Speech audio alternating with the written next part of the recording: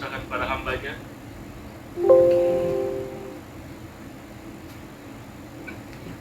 Teman-teman, mari kita sama-sama berdoa. Terima kasih Tuhan, kalau sore hari ini kami masih bisa berkumpul di tempat kami masing-masing. Kami masih punya jaringan internet, kami masih punya gadget, kami masih punya kesempatan untuk mendengarkan firman-Mu. Biarlah Tuhan yang mengurapi pembicara malam ini, supaya setiap perkataan yang dia ungkapkan hanya merupakan kehendak Tuhan saja. Dan setiap kata-katanya Tuhan urapi dengan kuasa dan otoritas dari surga. Tuhan, jadikanlah hati kami tanah yang subur, supaya setiap benih firman Tuhan yang ditaburkan bisa berakar, bertumbuh dan berbuah dalam hidup kami sehari-hari.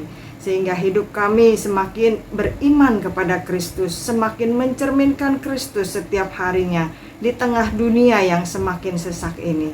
Terima kasih Tuhan, hanya di dalam nama Yesus kami berdoa dan bersyukur. Amin. Selamat sore teman-teman semua. Suara saya cukup jelas ya.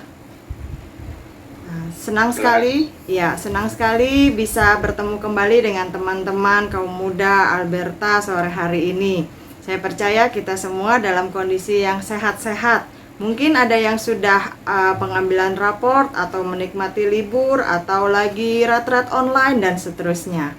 Nah, teman-teman, apapun keadaan kita saat ini, kalau kita masih bisa beribadah, itu adalah sungguh anugerah Tuhan.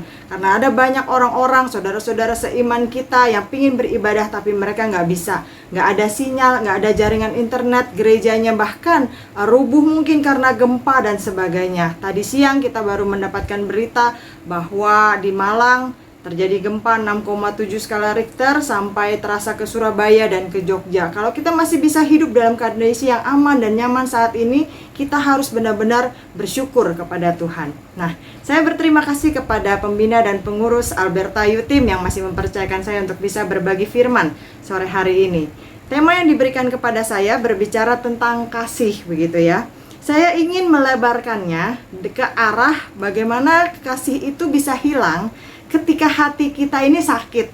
Nah, teman-teman, kalau kita bicara tentang sakit hati, setiap kita pasti pernah sakit hati, begitu ya. Karena setiap kita punya perasaan, punya hati gitu kan. Bahkan ada lagu yang mengatakan rocker juga manusia, begitu ya. Artinya punya perasaan gitu loh. Orang seringkali bilang, semut aja diinjak menggigit, begitu ya. Nah, Pastor Bobby Butar-Butar pernah menuliskan sebuah artikel yang cukup baik untuk bisa kita lihat pada malam hari ini.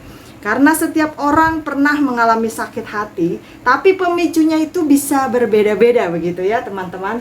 Kadang-kadang ada yang pemicunya diputusin pacar. Kita udah setia, udah cinta mati sama dia, tiba-tiba begitu aja abis anniversary terima kado segala macam, kita diputusin. Ada yang temen yang udah kita percaya, kita ungkapin semua rahasia kita, makan bareng, minum bareng, nginep bareng mungkin ya, weekendan bareng, tiba-tiba dia bocorin rahasia kita yang terdalam ke orang lain, itu sakit rasanya, begitu ya.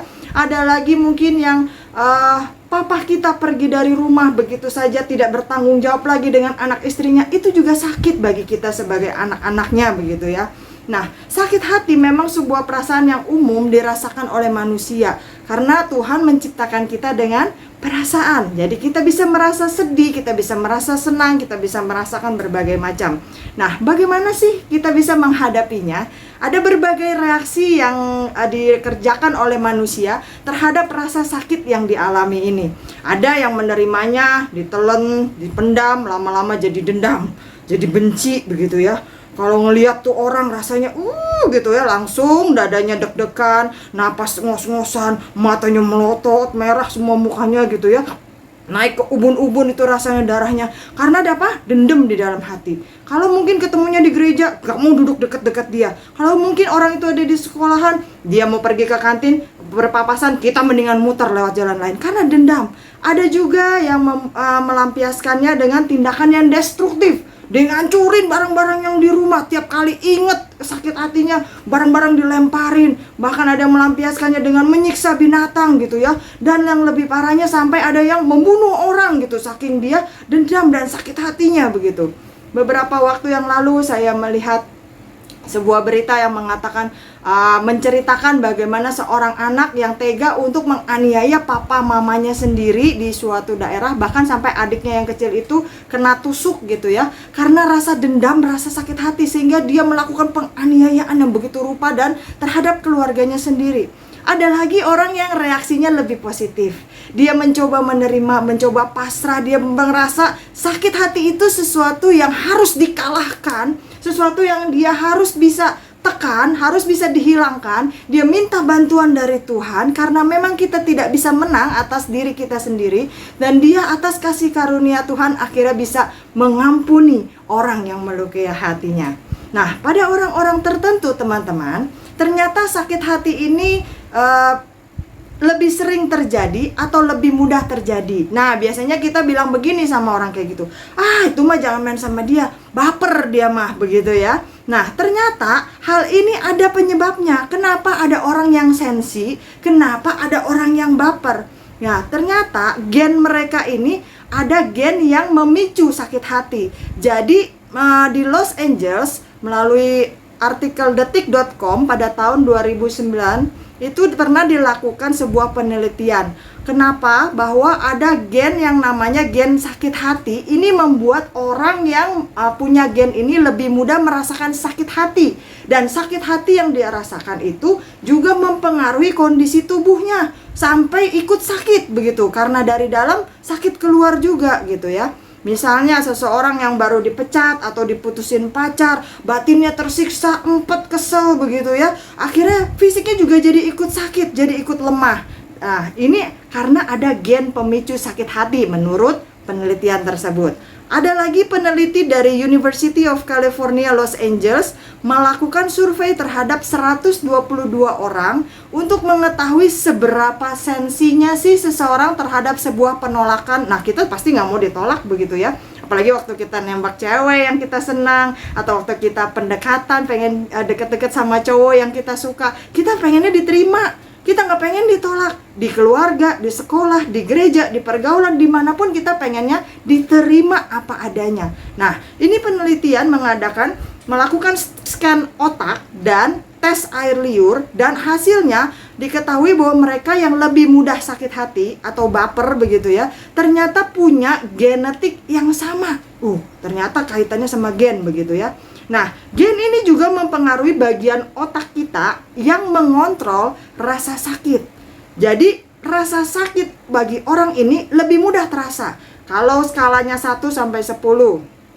Ada orang misalnya yang rasa sakitnya, kalau 5 dia belum merasa sakit. Kalau 7 dia baru berasa sakit. Ada orang yang mungkin dipukul, itu mah cemen, itu mah cuman kayak digigit semut. Tapi ada orang yang baru dicubit sedikit aja udah, sakit banget gitu ya. Nah, orang-orang ini yang gennya ada pemicu rasa sakit, ini mereka lebih mudah merasakan rasa sakit hatinya begitu ya. Lebih mudah terasa sehingga rentan terhadap sakit tubuhnya juga. Karena dibawa perasaan. Ketika mereka patah hati, ketika mereka ditolak, ketika mereka tersinggung, mereka sakit hati, mereka luka hati, mereka mengalami kepahitan, dan badannya juga ikut sakit. Panas lah, demam lah, nanti dia batuk lah, pilek atau apapun seterusnya begitu ya. Lalu kemudian dalam American Psychological Association, psikolog Naomi Eisenberger juga yang terlibat dalam studi tersebut mengatakan, terkadang seseorang sulit menerima kenyataan. Kenyataan apa? Kenyataan bahwa dia adalah tipe orang yang pembawa gen mudah sakit hati. Tapi ada penelitiannya dan terbukti bahwa fakta biologisnya memang ada orang-orang yang memiliki gen sakit hati.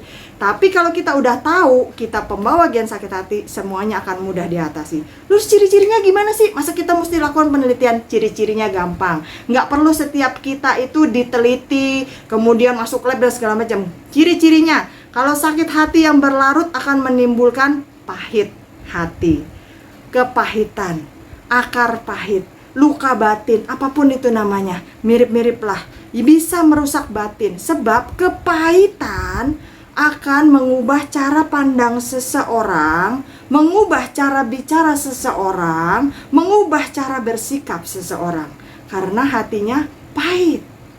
Biasanya orang nggak suka sesuatu yang pahit. Coba teman-teman di sini yang suka minum boba, kalau ditanya gulanya normal, normal. Esnya normal, normal, begitu kan? Nggak ada yang kalau tanya gulanya normal, nggak usah pakai gula, nggak enak rasanya. Itu tawar aja nggak enak, apalagi kalau pahit. Tapi kita seringkali menyimpan kepahitan dalam hati kita. Nah, pada umumnya orang yang membawa gen akar pahit ini mudah terlihat dari biasanya sensitif banget perasaannya. Nggak boleh kesenggol sama sekali. Dikit-dikit tersinggung, dikit-dikit sinis, kasar. Kalau bercanda jadi nggak asik deh sama dia, merusak suasana. Orang lagi bercanda-bercanda tahu-tahu ngambek, lagi bercanda-bercanda tahu-tahu tersinggung, lagi bercanda-bercanda tahu-tahu nangis. Kan ini bercanda, kok dendam sih? Jangan baper dong. Nah, orang-orang seperti ini biasanya punya gen seperti itu. Contohnya saja teman-teman, kalau kita lagi ngomong-ngomong di sebuah ruangan, kita lagi kongko-kongko, misalnya sebelum EYT dimulai ibadahnya, biasanya kan kita kongko-kongko begitu ya. Lalu ada salah seorang teman kita yang masuk ke dalam ruangan. Nah, secara tidak sengaja ketika dia berjalan ke dalam ruangan, kita yang lagi kongko-kongko ini tiba-tiba diem. Bukan karena sesuatu dirahasiakan dari dia, bukan. Tapi karena emang udah abis aja topik obrolannya dan bertepatan dia masuk, kita diem. Nah, biasanya orang-orang yang punya gen pembawa sakit hati ini, dia akan langsung, kok diem pas gue masuk ruangan?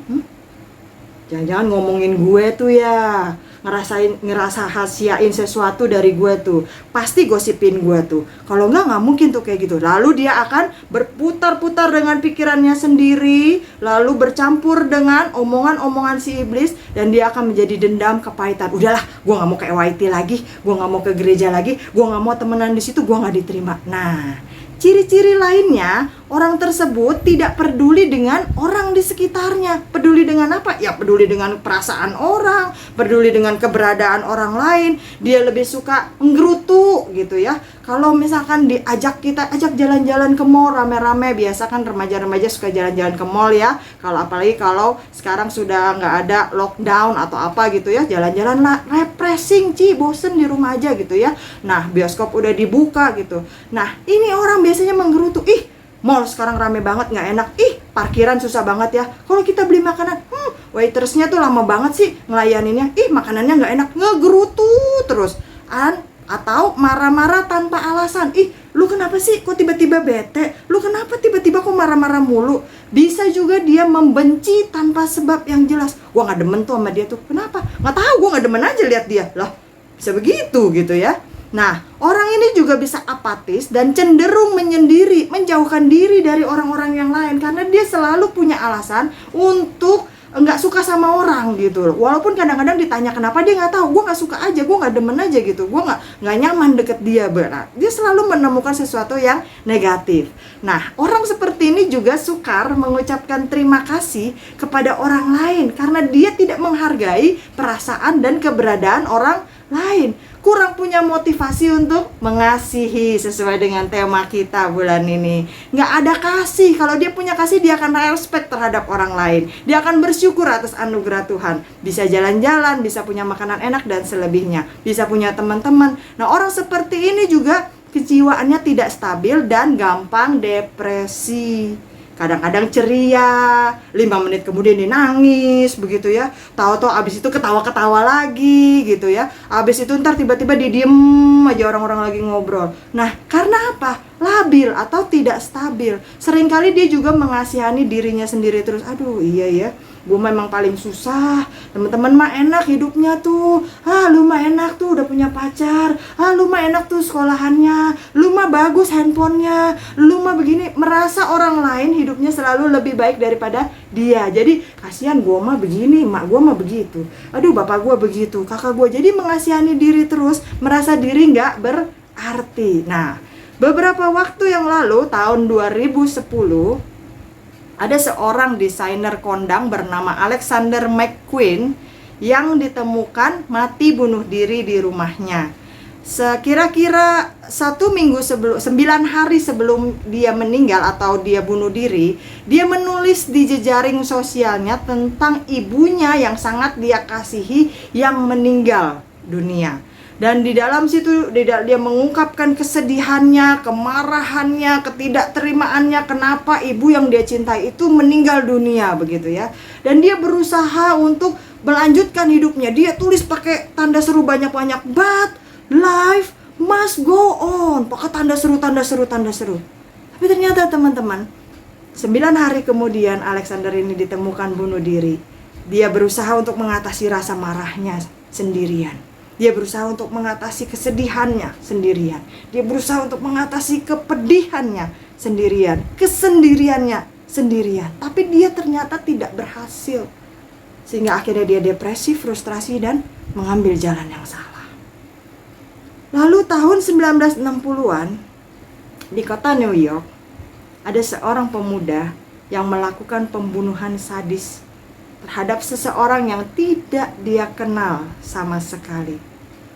Ketika polisi menangkap dia tidak kabur, dia tidak lari kemana-mana, dia tetap ada di TKP. Waktu diinterogasi sama polisi itu, kenapa sampai kamu melakukan kejahatan sadis seperti ini? Kamu lihat tuh korban kamu tikam dia, kamu tusuk dia 120 kali. Coba bayangkan teman-teman, ditusuk 1, 2, 3, 4, 5 kali aja udah mati. Ini 120 kali, sadis gitu. Terus tanjep.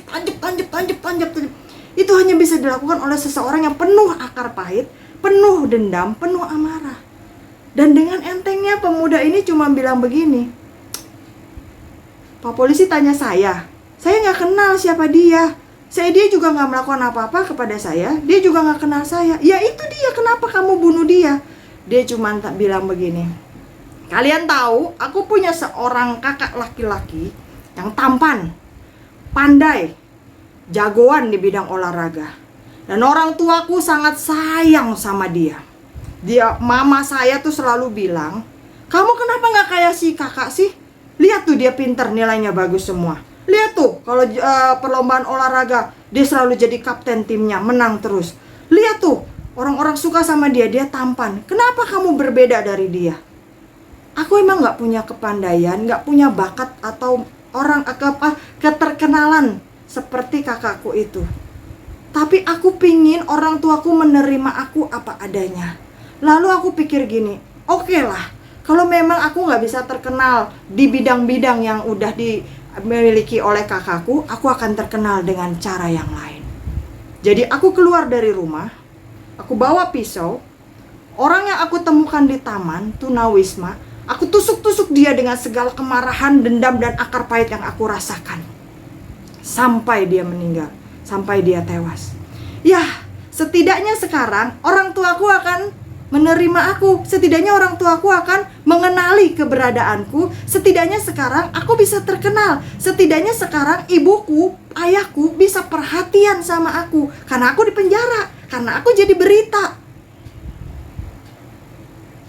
Teman-teman, ini sebuah kisah yang tragis.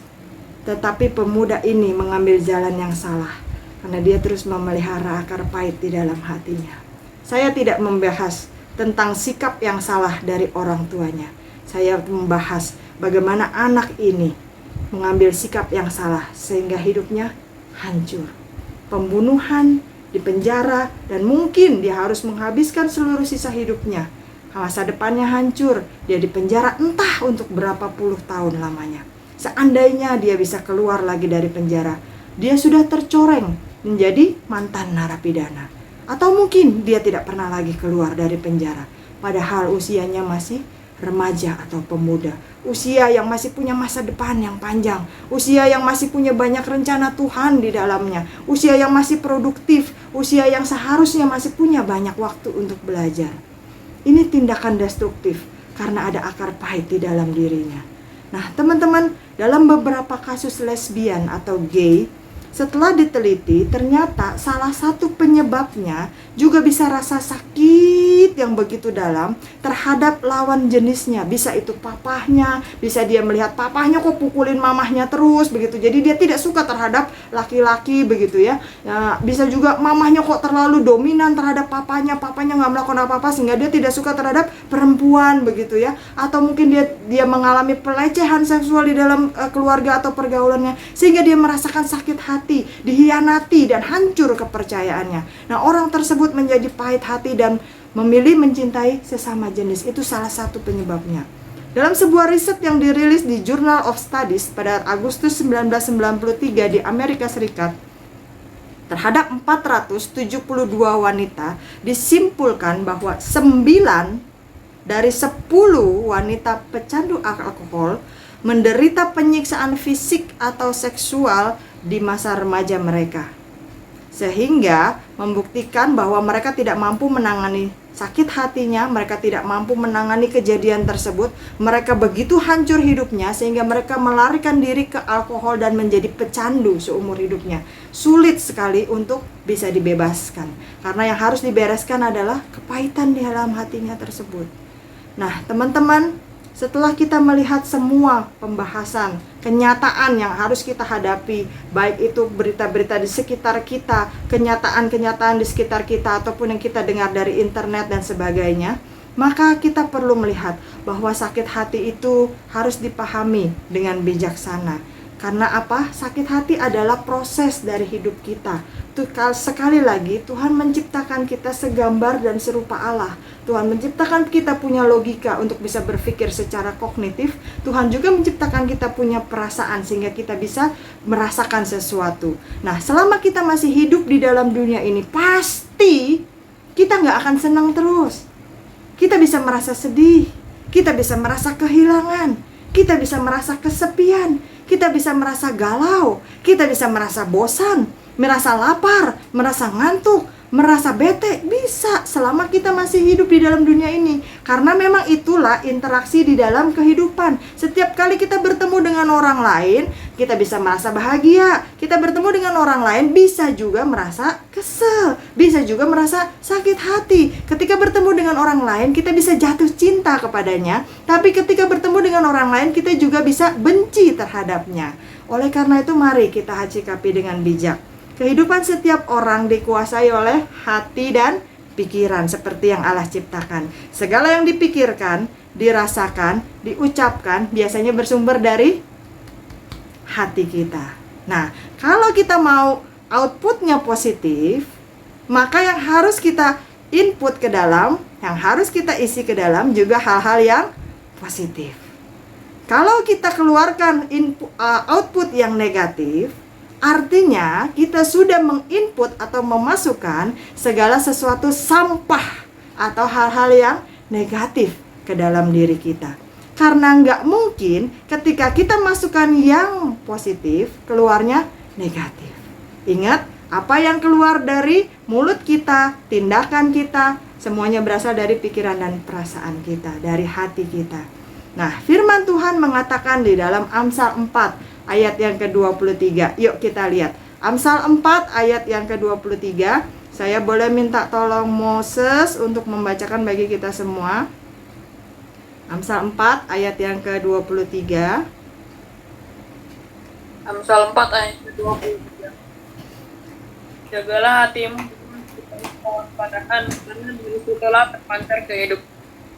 Ya, jagalah hatimu dengan segala kewaspadaan. Artinya jangan lengah, hati-hati. Karena apa? Dari situlah terpancar kehidupan. Terima kasih Moses. Apa artinya? Ini mungkin ayat itu kita udah sering dengar, kita udah sering hafal begitu ya. Ini artinya secara tegas Tuhan pengen bilang sama kita, "Hei, jaga hatimu, karena dari situlah terpancar kehidupan. Karena dari situlah kelihatan kamu itu masih hidup atau jadi zombie rohani, kelihatan hidup tapi sudah mati." Kalau setiap kali membaca ayat ini, saya teringat dengan salah satu tokoh Avenger, yaitu Iron Man. Kekuatannya atau sumber energinya ada di lampu yang kelap-kelip atau nyala-nyala di dadanya begitu ya. Jadi dia berusaha menjaga supaya jangan tersentuh, jangan dilindungi. Nah, seperti kita juga menjaga hati kita, harus dijaga ekstra ketat. Karena apa? Kita sering dengar khotbah jaga hati, jaga hati. Bahkan saudara-saudara kita dari seberang juga punya lagu jagalah hati, jangan kau nodai, begitu ya. Mereka juga paham betapa pentingnya hati, karena setiap manusia yang hidup terpancar dari hatinya. Baik atau jahat, kita nggak bisa bilang begini, gua mah mulutnya aja yang ember, mulutnya aja yang judes, pada hati gua mah baik. Nggak bisa. Kalau hati lu baik, pasti omongan lu juga baik. Nah, kita nggak bisa bilang, gue sebenarnya hati gue lembut, omongan gue aja yang kasar. Kalau hatimu lembut, omonganmu juga pasti lembut.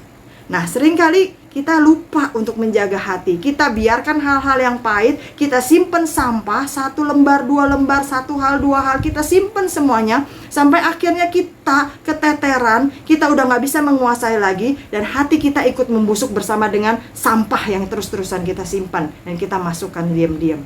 Teman-teman mau tahu seperti apa baunya sampah? Boleh coba di kamar, bilang sama papa, bilang sama mama, saya mau izin untuk lakukan percobaan 1 minggu aja.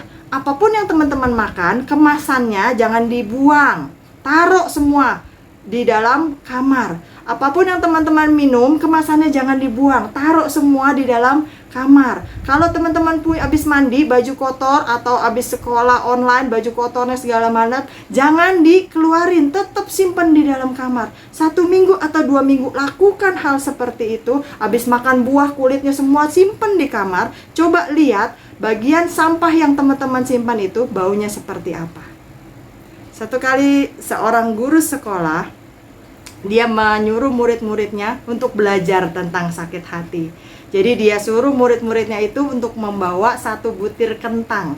Anak-anak, besok ke sekolah bawa 1 butir kentang ya. Masing-masing 1 anak harus bawa 1 kentang dan 1 kantong plastik. Baik Bu, anak-anak besoknya datang ke sekolahan. Mereka bawa sebutir kentang dan 1 lembar kantong plastik.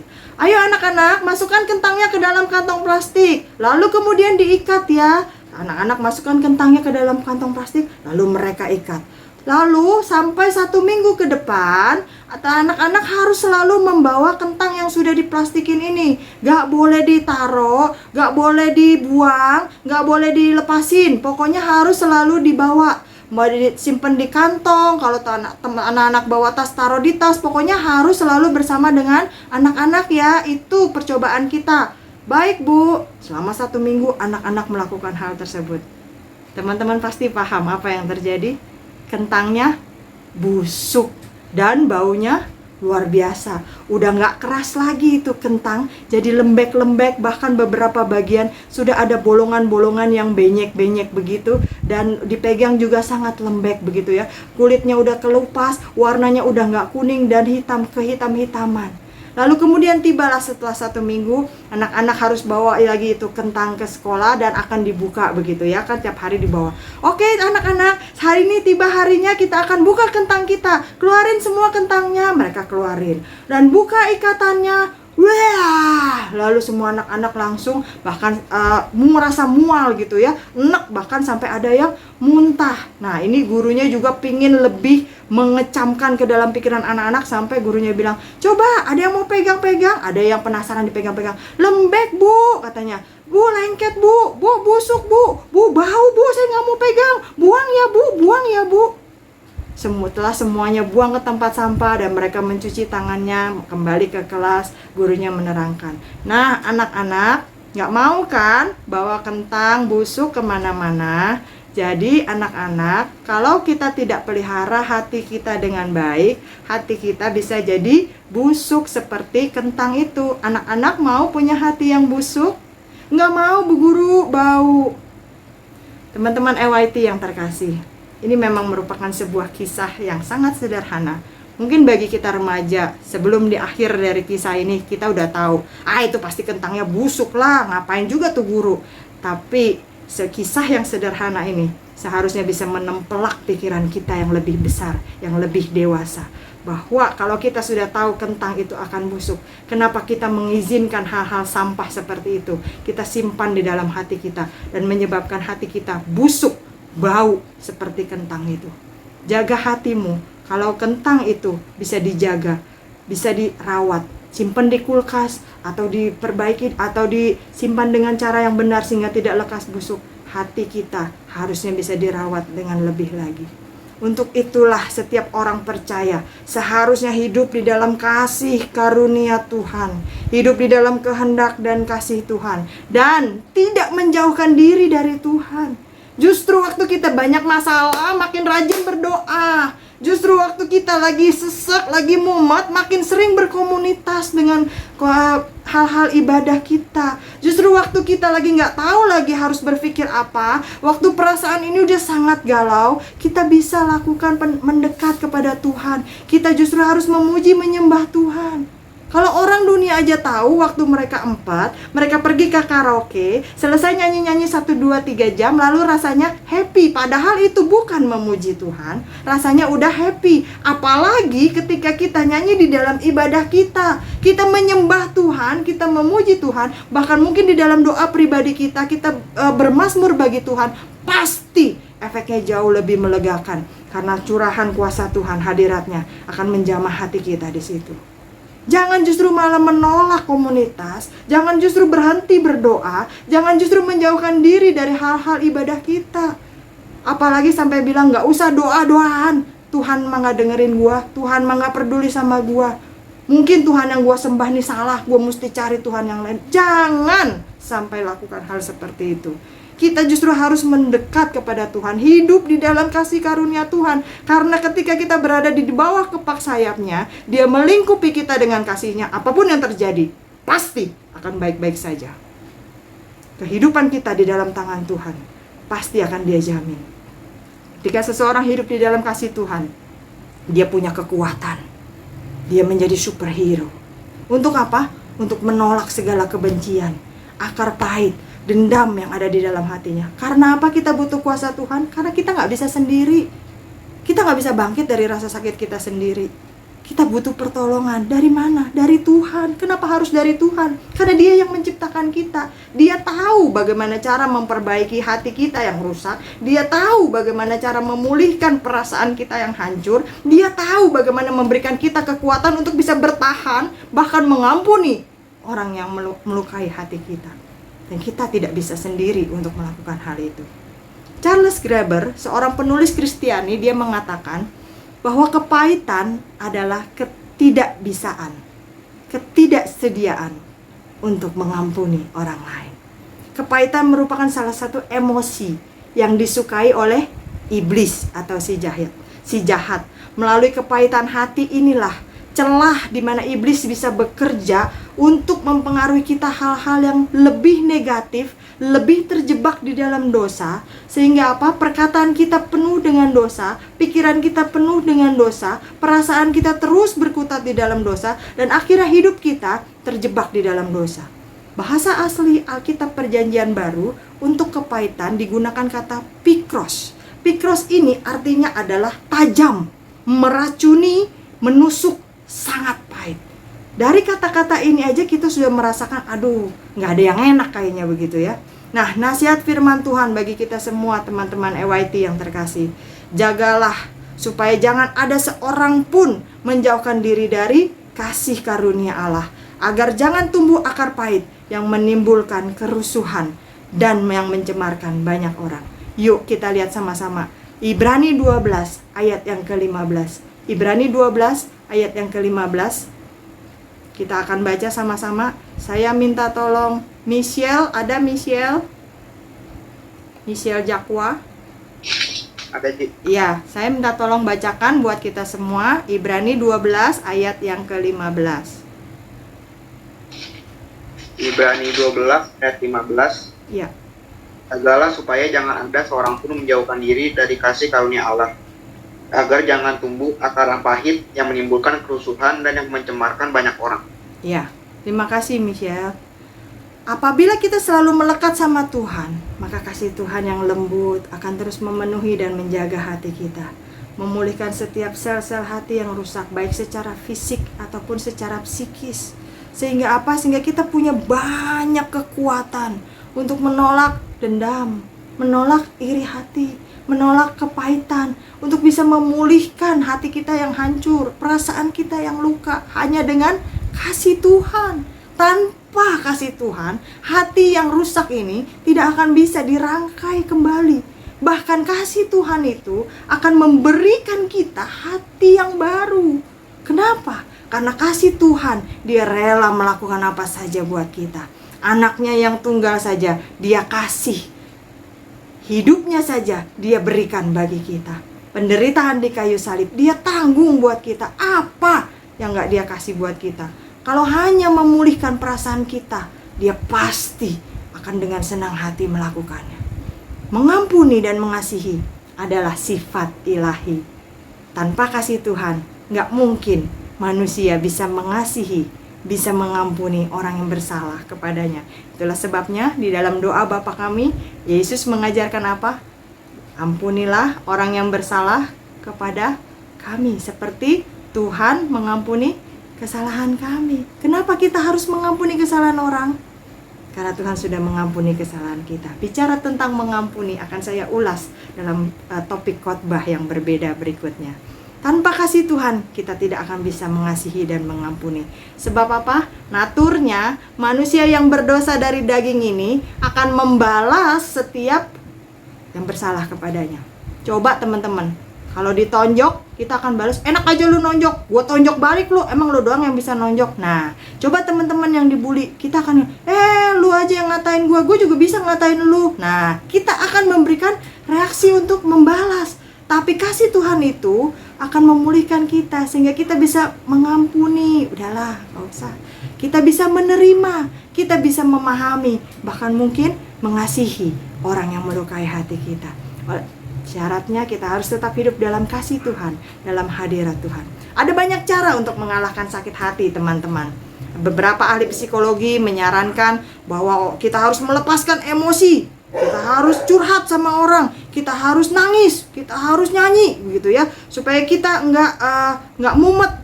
Nah, hal yang terpenting adalah kita harus membersihkan hati kita. Bagaimana caranya? Datang sama Tuhan. Tuhan, saya nggak mau punya perasaan yang negatif. Saya nggak mau punya akar pahit. Saya nggak mau punya dendam. Tapi saya nggak bisa lepasinnya Tuhan. Setiap kali lihat dia rasanya marah. Setiap kali lihat dia keinget kesalahannya. Setiap kali lihat dia bawaannya kesel. Tolong saya Tuhan. Tuhan yang bisa menolong kita. Jangan segan. Jangan malu datang kepada Tuhan Yesus. Justru dia selalu siap sedia di samping kita. Dia selalu menunggu kita. Karena dia mau menolong kita, dia mau memeluk kita. Orang lain mungkin udah bosan dengar cerita kita, orang lain mungkin udah gak peduli dengan perasaan kita, tapi Yesus selalu peduli dengan perasaan kita. Sekalipun seluruh dunia meninggalkan kita, Yesus akan tetap mendampingi kita. Berapa besarnya pun dendam yang kita simpan di dalam hati kita, dia akan terus berusaha supaya hati kita bisa kembali dipulihkan, dicabut dari akar pahit yang kita simpan sendiri, supaya kita terbebas dari dosa, dari kejaran si iblis. Dia sanggup menyembuhkan setiap hati yang luka. Kasihnya mampu memulihkan dan memberikan hati yang baru, sehingga kita bisa melepaskan pengampunan, bahkan memberkati orang yang telah melukai hati kita. Jangan lagi menyimpan sakit hati dan kebencian, karena hal-hal itu akan merusak damai sejahtera kita. Hanya akan membuat hidup kita makin susah. Udah banyak PR, banyak tugas, bosan sekolah online, begitu ya. Udah tambah dendam lagi perasaan, aduh berat rasanya hidup, gitu ya. Jangan sampai kita menyimpan dendam, jangan sampai kita simpan kepahitan. Menyimpan sakit hati hanya akan mematahkan semangat hidup. Yuk kita lihat apa yang dikatakan Amsal 15 ayat yang ke-13. Amsal 15 ayat yang ke-13. Saya minta tolong Dave Matthew untuk membacakan bagi kita semua. Amsal 15 ayat yang ke-13. Amsal 15 ayat 13. Ya. Hati yang gembira membuat muka berseri-seri, tetapi kepedihan hati mematahkan semangat. Ya, terima kasih. Sudah jelas ya? Bagaimana kalau kita mau muka kita berseri, apa yang harus dilakukan? Nah, berdamai dengan masa lalu sepahit apapun itu. Yesaya 43 ayat 18 sampai 19.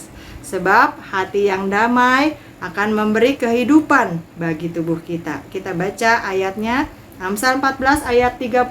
Bisa minta tolong Nicholas Herawan. Amsal 14 ayat yang ke-30. Oke, Ci. Amsal 14 ayat 20 ya, Ci? 30. Oh, 30. Iya. 30 nih. Hati yang tenang menyegarkan tubuh, tetapi iri hati membusukkan tulang. Nah, terima kasih. Hati yang tenang, apa tadi? Nah, kalau iri hati, nah, jadi pilihannya ada di tangan kita sendiri. Tuhan mengingatkan bahwa Dia akan mengampuni orang yang mengampuni sesamanya. Artinya kalau kita tidak mengampuni sesama kita, Dia juga tidak mengampuni kita. Matius 6 ayat 14 sampai 15. Saya boleh minta tolong Darren? Matius 6 ayat 14 sampai 15. Karena jikalau kamu mengampuni kesalahan orang, Bapamu yang di surga akan mengampunimu juga. Tapi jikalau kamu tidak mengampuni orang, Bapamu juga tidak akan mengampuni kesalahanmu. Ya, terima kasih. Jadi kita udah tahu ya, kita harus mengampuni orang lain. Biarlah hati kita kembali ceria dan penuh kegembiraan.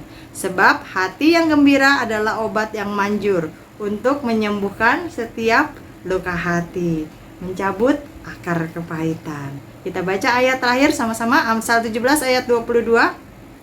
Saya minta tolong Koko Andreas untuk membacakan bagi kita semua. Teman-teman bisa menyimak di Alkitabnya masing-masing ya. Amsal 17 ayat 22.